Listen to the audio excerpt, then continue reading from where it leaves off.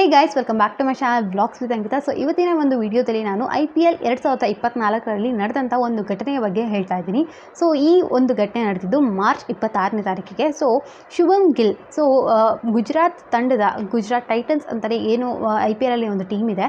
So Gujarat ತಂಡದಲ್ಲಿ ಇವರು captain ಆಗಿದ್ದಾರೆ ಶುಭ್ಮಾನ್ ಗಿಲ್. ಸೊ ಇವರಿಗೆ ಒಂದು ದಂಡ ಬಿದ್ದಿದೆ ಅಂತಲೇ ಹೇಳ್ಬೋದು. ಸೊ ಏನು ದಂಡ, ಯಾಕೆ ಅಂತ ಎಲ್ಲನೂ ಈ ವಿಡಿಯೋದಲ್ಲಿ ಪೂರ್ತಿಯಾಗಿ ಹೇಳ್ತೀನಿ. ಸೊ ವಿಡಿಯೋ ಇಷ್ಟ ಆಗುತ್ತೆ ಅಂತ ಅಂದ್ಕೊಂಡಿದ್ದೀನಿ. ಇಷ್ಟ ಆದರೆ ಪ್ಲೀಸ್ ಲೈಕ್ ಮಾಡಿ, ಕಮೆಂಟ್ ಮಾಡಿ, ಶೇರ್ ಮಾಡಿ, ಹಾಗೆ ಪ್ಲೀಸ್ ಚಾನಲ್ಗೆ ಸಬ್ಸ್ಕ್ರೈಬ್ ಮಾಡ್ಕೊಂಡು ಸಪೋರ್ಟ್ ಮಾಡಿ.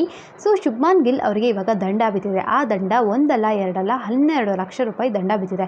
ಏನಕ್ಕೆ ಏನು ಅಂತ ನೋಡೋದಾದರೆ, ಸೊ ಶುಭ್ಮಾನ್ ಗಿಲ್ ಅವರು ಗುಜರಾತ್ ಟೈಟನ್ಸ್ನ ಕ್ಯಾಪ್ಟನ್ ಆಗಿದ್ದಾರೆ. ಈ ಒಂದು ಏನು ಮ್ಯಾಚ್ ನಡೆದಿತ್ತು ಮಾರ್ಚ್ 26ನೇ ತಾರೀಕು ಚೆನ್ನೈಯಲ್ಲಿ ನಡೆದಂಥ ಮ್ಯಾಚ್ ಇದು.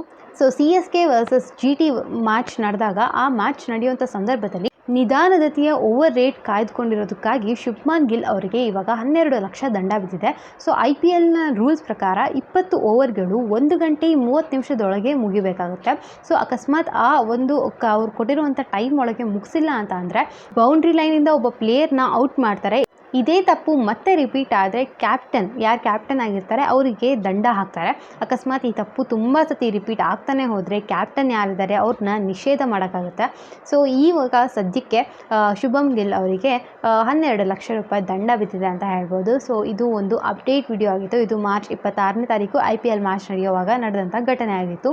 ಸೊ ಇದೊಂದು ಅಪ್ಡೇಟ್ ವಿಡಿಯೋ ಆಗಿತ್ತು. ಹೋಪ್ ನಿಮ್ಮೆಲ್ಲರಿಗೂ ಇಷ್ಟ ಆಗಿದೆ ಅಂತ ಅಂದ್ಕೊಂಡಿದ್ದೀನಿ. ಇಷ್ಟ ಆದರೆ ಪ್ಲೀಸ್ ಲೈಕ್ ಮಾಡಿ, ಕಮೆಂಟ್ ಮಾಡಿ, ಶೇರ್ ಮಾಡಿ, ಹಾಗೆ ರಕ್ಷಾ ಚಾನಲ್ ಕೂಡ ಹೋಗ್ಬಿಟ್ಟು ಸಬ್ಸ್ಕ್ರೈಬ್ ಮಾಡ್ಕೊಳ್ಳಿ. ಅವಳ ಚಾನಲ್ ಹೆಸರು ರಕ್ಷಾ ರೆಡ್ಡಿ ಅಂತ.